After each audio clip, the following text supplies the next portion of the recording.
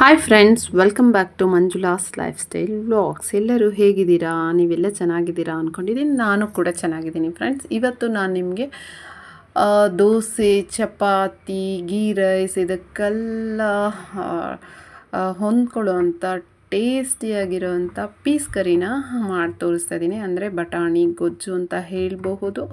ಇದನ್ನು ನಾನು ಮಾಡ್ತಾಯಿದ್ದೀನಿ. ಹೇಗೆ ಮಾಡೋದು ಅಂತ ನಿಮಗೆ ಕ್ವಿಕ್ಕಾಗಿ ತೋರಿಸ್ತೀನಿ. ಬನ್ನಿ ಫ್ರೆಂಡ್ಸ್, ನೋಡ್ಕೊಂಬರೋಣ. ಇದು ಮಾಡಲಿಕ್ಕೂ ತುಂಬ ಈಸಿ, ಕಡಿಮೆ ಇಂಗ್ರೀಡಿಯೆಂಟ್ಸ್ ಇರೋಂಥದ್ದು. ಬನ್ನಿ ಈಗ ಇದಕ್ಕೇನು ಸಾಮಗ್ರಿಗಳು ಬೇಕು ಅಂತ ನೋಡ್ಕೊಂಡು ಬರೋಣ. ನೋಡಿ ಫ್ರೆಂಡ್ಸ್, ಇಲ್ಲಿ ನಾನು ಒಂದು ಈರುಳ್ಳಿ ತೊಗೊಂಡಿದ್ದೀನಿ, ಮತ್ತು ಒಂದು 4-5 ಬೆಳ್ಳುಳ್ಳಿ ಹೆಸರು ತೊಗೊಂಡಿದ್ದೀನಿ, ಒಂದು 1/4 ಇಂಚಾಗುವಷ್ಟು ಶುಂಠಿ ತೊಗೊಂಡಿದ್ದೀನಿ, ಮತ್ತು ಇಲ್ಲಿ ಕಾಳು ಮೆಣಸು ತೊಗೊಂಡಿದ್ದೀನಿ ಫ್ರೆಂಡ್ಸ್, ಒಂದು 1/2 ಸ್ಪೂನ್ ಆಗೋಷ್ಟು. ಇಲ್ಲಿ ಒಂದು 10 ಗೋಡಂಬಿ ಮತ್ತು ಒಂದು 10 ಬಾದಾಮಿ ತೊಗೊಂಡಿದ್ದೀನಿ.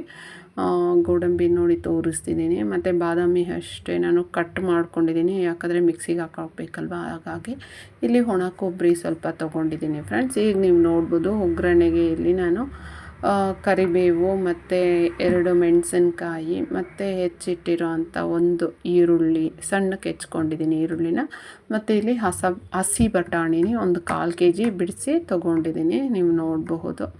ಮತ್ತು ಇಲ್ಲಿ ಟೊಮೆಟೊ ಕೂಡ ನಾನು 2 ಫಾರಮ್ ಟೊಮೆಟೊ ತೊಗೊಂಡಿದ್ದೀನಿ ಫ್ರೆಂಡ್ಸ್, ಅದೂ ಏನು ರುಬ್ಲಿಕ್ಕೆ ಅಂತ ಹೇಳಿ. ಈಗ ನೀವು ನೋಡಬಹುದು 2 ಪಲಾವ್ ಎಲೆನ ನಾನು ಇಲ್ಲಿ ತೊಗೊಂಡಿದ್ದೀನಿ, 1 ಸ್ಪೂನ್ ಆಗೋಷ್ಟು ಕಸೂರಿ ಮೇಥಿ, 1/4 ಸ್ಪೂನ್ ಆಗೋಷ್ಟು ಏನು ಶಾಜೀರ, ಮತ್ತು 1 ಸ್ಪೂನ್ ಆಗೋಷ್ಟು ಜೀರಿಗೆ. ಮತ್ತು ಇಲ್ಲಿ ನೀವು ಟೊಮೆಟೊ ನೋಡ್ಬೋದು, ಇದು ಒಗ್ಗರಣೆಗೆಲ್ಲ ರುಬ್ಲಿಕ್ಕೆ, ಹಾಗಾಗಿ ಇಲ್ಲಿ ಇಟ್ಕೊಂಡಿದ್ದೀನಿ. ಈಗ ನೀವು ನೋಡಬಹುದು ಡ್ರೈ ಪೌಡರ್ಸ್ ಏನೇನು ತೊಗೊಂಡಿದ್ದೀನಿ ಅಂತ ತೋರಿಸ್ತಾ ಇದ್ದೀನಿ. 1/2 ಸ್ಪೂನ್ ಆಗೋಷ್ಟು ಧನಿಯಾ ಪೌಡರು, 1/2 ಸ್ಪೂನ್ ಆಗೋಷ್ಟು ಖಾರದ ಪುಡಿ, ಒಂದು 1/4 ಸ್ಪೂನ್ ಆಗೋಷ್ಟು ಅರಿಶಿಣ, ರುಚಿಗೆ ತಕ್ಕಷ್ಟು ಉಪ್ಪು. ಫ್ರೆಂಡ್ಸ್, ಇಲ್ಲಿ ಬೇಕಾದರೆ ನೀವು ಗರಂ ಮಸಾಲೆ ಒಂದು 1/2 ಸ್ಪೂನ್ ಆಗೋಷ್ಟು ಜೀರಾ ಪೌಡ್ರ್ ಕೂಡ ಆ್ಯಡ್ ಮಾಡ್ಕೋಬೋದು. ನನಗೆ ತುಂಬ ಸ್ಪೈಸಿ ಆಗುತ್ತೆ ಅಂತ ಅದು ಸ್ಕಿಪ್ ಮಾಡಿದ್ದೀನಿ. ಮತ್ತು ಬೇಕಾಗೋಷ್ಟು ಎಣ್ಣೆ ತೊಗೊಂಡಿದ್ದೀನಿ. ಈಗ ನೀವು ನೋಡ್ಬೋದು, ಒಂದು ಪ್ಯಾನ್ನ ಬಿಸಿ ಮಾಡಿಕೊಂಡು ಇಲ್ಲಿ ಒಂದು 2 ಸ್ಪೂನ್ ಆಗೋಷ್ಟು ಎಣ್ಣೆನ ಬಿಸಿ ಮಾಡ್ಕೊಳ್ತಾ ಇದ್ದೀನಿ. ಮತ್ತು ಆಗಲೇ ತೋರಿಸಿದ ಹಾಗೆ ನಾನು ನಿಮಗೆ ಈರುಳ್ಳಿ, ಬೆಳ್ಳುಳ್ಳಿ, ಬಾದಾಮು, ಗೋಡಂಬಿ ಮತ್ತು ಕೊಬ್ಬರಿ ಮತ್ತು ಟೊಮೆಟೊ, ಕಾಳುಮೆಣಸು ಇಷ್ಟನ್ನು ನಾನು ಫ್ರೈ ಮಾಡ್ಕೋತಾ ಇದ್ದೀನಿ ಫ್ರೆಂಡ್ಸ್. ಇದೂ ಅಷ್ಟೇ ನಾವು ಒಂದು 5 ಮಿನಿಟ್ಸ್ ಫ್ರೈ ಮಾಡ್ಕೋಬೇಕಾಗತ್ತೆ. ಚೆನ್ನಾಗಿ ಕೈ ಬಿಡದೆ ಆಡಿಸ್ತಾ ಫ್ರೈ ಮಾಡಿಕೊಂಡ್ರೆ ನಮ್ಮ ಒಂದು ಈ ಮಸಾಲೆ ಏನಿದೆಯಲ್ಲ ಚೆನ್ನಾಗಾಗುತ್ತೆ. ಮತ್ತು ಇದು ಸ್ವಲ್ಪ ತಳ ಅಂಟ್ಬಿಟ್ರೆ ಟೇಸ್ಟ್ ಕೂಡ ವೇರಿಯೇಷನ್ ಆಗುತ್ತೆ. ಹಾಗಾಗಿ ಈಗ ನೋಡಿ, ಇದು ಚೆನ್ನಾಗಿ ಫ್ರೈ ಆಗಿದೆ. ಇದನ್ನು ನಾನು ಒಂದು ಪ್ಲೇಟಿಗೆ ಹಾಕ್ಕೊಳ್ತಾ ಇದ್ದೀನಿ ಆರಲಿಕ್ಕೆ. ಈಗ ಅದೇ ಪ್ಯಾನಿಗೆ ನಾನು ಒಂದು 4 ಸ್ಪೂನ್ ಆಗೋಷ್ಟು ಮತ್ತೆ ಎಣ್ಣೆ ಹಾಕ್ಕೊಳ್ತಾ ಇದ್ದೀನಿ.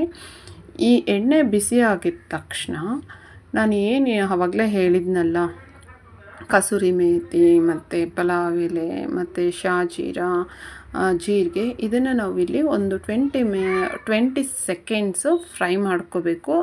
ಗಮನ ಇಟ್ಕೊಳ್ಳಿ ಫ್ರೆಂಡ್ಸ್, ಸ್ಲೋ ಫ್ಲೇಮ್ ಇರಬೇಕು, ಆಯಿತಾ? ಆಮೇಲೆ ಇದೀಗ ಫ್ರೈ ಆಗಿದ ತಕ್ಷಣ ಇಲ್ಲಿ 2 ಹಸಿಮೆಣ್ಸಿನ್ಕಾಯಿ ಹೆಚ್ಚಿಟ್ಟಿರೋದನ್ನು ಹಾಕ್ಕೊಳ್ತಿದ್ದೀನಿ, ಮತ್ತು ಕರಿಬೇವು ಮತ್ತು 1 ಈರುಳ್ಳಿ ಹೆಚ್ಚಿಟ್ಕೊಂಡಿದ್ದೆಲ್ಲ ಅದನ್ನು ಕೂಡ ನಾನಿಲ್ಲಿ ಸೇರಿಸ್ಕೊಳ್ತಾ ಇದ್ದೀನಿ. ಇದನ್ನೆಲ್ಲ ನಾವು ಚೆನ್ನಾಗಿ ಫ್ರೈ ಮಾಡಬೇಕು ಫ್ರೆಂಡ್ಸ್. ಇವಾಗ ಇದು ಗೋಲ್ಡನ್ ಫ್ರೈ ಬರಬೇಕು ಫ್ರೆಂಡ್ಸ್. ಇಲ್ಲಿವರೆಗೂ ಯಾರು ನನ್ನ ಚಾನಲ್ನ ಸಬ್ಸ್ಕ್ರೈಬ್ ಮಾಡ್ಕೊಂಡಿಲ್ಲ, ಪ್ಲೀಸ್ ಸಬ್ಸ್ಕ್ರೈಬ್ ಮಾಡ್ಕೊಳ್ಳಿ ಅಂತ ಹೇಳ್ತಾ ಪಕ್ಕದಲ್ಲೇ ಇರೋ ಬೆಲ್ ಐಕಾನ್ನ ಕ್ಲಿಕ್ ಮಾಡಿ, ಸೊ ದಟ್ ನಾನು ಹಾಕೋ ವೀಡಿಯೋಸ್ ಎಲ್ಲ ನಿಮಗೆ ನೋಟಿಫಿಕೇಷನ್ ಬರುತ್ತೆ ಅಂತ ಹೇಳ್ತಾ. ನೋಡಿ ಫ್ರೆಂಡ್ಸ್, ಈಗ ನಾನೇನು ಈರುಳ್ಳಿ ಎಲ್ಲ ಹಾಕಿದೆ ಅದು ಚೆನ್ನಾಗಿ ಗೋಲ್ಡನ್ ಫ್ರೈ ಆಗಿದೆ. ಈಗ ನಾನು ಡ್ರೈ ಪೌಡರ್ಸ್ನೆಲ್ಲ ಹಾಕ್ತಾಯಿದ್ದೀನಿ, ಅಂದರೆ ಧನಿಯಾ ಪೌಡ್ರು, ಖಾರದ ಪುಡಿ, ಅರಿಶಿನ, ಉಪ್ಪು, ಇದನ್ನೆಲ್ಲ. ಇದು ಜಸ್ಟ್ ಒಂದು 2 ಸೆಕೆಂಡ್ಸ್ ಫ್ರೈ ಆಗಬೇಕು. ನೋಡಿ ಫ್ರೆಂಡ್ಸ್, ಅದು ಉರಿ ಕಡಿಮೆ ಇರಲಿ, ಅಂದರೆ ಫ್ಲೇಮ್ ಕಡಿಮೆ ಇರಲಿ, ಇಲ್ಲಾಂದರೆ ಡ್ರೈ ಪೌಡರ್ಸ್ ಎಲ್ಲ ಸೀದೋಗ್ಬಿಡುತ್ತೆ. ಆಲ್ರೆಡಿ ಎಣ್ಣೆ ಬಿಸಿ ಆಗಿರೋದ್ರಿಂದ ಅದು ಹಾಕಿದರೆ ಒಂದು 2 ಸೆಕೆಂಡಲ್ಲೇ ಅದು ಇದಾಗುತ್ತೆ. ಈಗ ನಾನು ಬಟಾಣಿ ತೊಳೆದು ಹಾಕ್ಕೊಂಡು ಅದನ್ನು 1 ನಿಮಿಷ ಫ್ರೈ ಮಾಡ್ಕೊಂಡಿದ್ದೀನಿ. ಮತ್ತು ಮಸಾಲೆ ಏನು ನಾನು ಆರ್ಲಿಕ್ಕೆ ಇಟ್ಟಿದ್ದೆ ಅಲ್ಲ ಫ್ರೈ ಮಾಡಿ, ಅದನ್ನು ರುಬ್ಬಿಟ್ಟು ನಾನಿಲ್ಲಿ ಸೇರಿಸ್ಕೊತಾ ಇದ್ದೀನಿ. ನೀವು ನೋಡಬಹುದು ಫ್ರೆಂಡ್ಸ್. ನೋಡಿ, ಇವಾಗ ಇದು ಚೆನ್ನಾಗಿ ಮಿಕ್ಸ್ ಮಾಡ್ಕೊಳ್ಳೋಣ ಫ್ರೆಂಡ್ಸ್. ಇವಾಗ ನೀವು ಇದಕ್ಕೆ ಜೀರಾ ಪೌಡರು ಮತ್ತು ಗರಂ ಮಸಾಲನ ಇಲ್ಲಿ ಮಿಕ್ಸ್ ಮಾಡ್ಕೊಳ್ಳಿ. ಮತ್ತು ನಿಮಗೆ ಬೇಕಂದರೆ ಒಂದು ಪಿಂಚ್ ಆಗೋಷ್ಟು ಸಕ್ಕರೆ ಸಹ ಹಾಕ್ಕೊಳ್ಳಿ. ನಾನಿಲ್ಲಿ ಹಾಕ್ಕೊಂಡಿಲ್ಲ, ಯಾಕಂದರೆ ನನ್ನ ಮಗಳಿಗೆ ಇಷ್ಟ ಆಗಲ್ಲ ಸ್ವೀಟ್ನೆಸ್, ಹಾಗಾಗಿ. ಬಟ್ ಚೆನ್ನಾಗಿರುತ್ತೆ, ಅದೆಷ್ಟು ಸ್ವೀಟ್ ಏನಿರಲ್ಲ. ಈಗ ನಿಮಗೆ ಉಪ್ಪು ಖಾರ ಎಲ್ಲ ಕರೆಕ್ಟಾಗಿದೆಯಾ ಅಂತ ನೋಡಿಕೊಂಡು ನೀರು ಎಷ್ಟು ಬೇಕೋ ಅಷ್ಟು ಹಾಕ್ಕೊಳ್ಳಿ. ಈಗ ನೋಡಿ ಇದು ಕುದೀತಾ ಇದೆ. ಈಗ ನೀವು ಬೇಕಾದರೆ ಇದಕ್ಕೆ ಫ್ರೆಶ್ ಕ್ರೀಮ್ನ ಆ್ಯಡ್ ಮಾಡ್ಕೋಬಹುದು. ಈಗ ನೋಡಿ ಅದು ಕುದ್ದಿದ ತಕ್ಷಣ ನಾನು ಇಳಿಸ್ಬಿಟ್ಟಿದ್ದೀನಿ, ಯಾಕಂದರೆ ಮಸಾಲೆ ಎಲ್ಲ ಫ್ರೈ ಆಗಿತ್ತಲ್ವ, ಜಾಸ್ತಿ ಏನು ಕುದಿಸೋದು ಬೇಡ.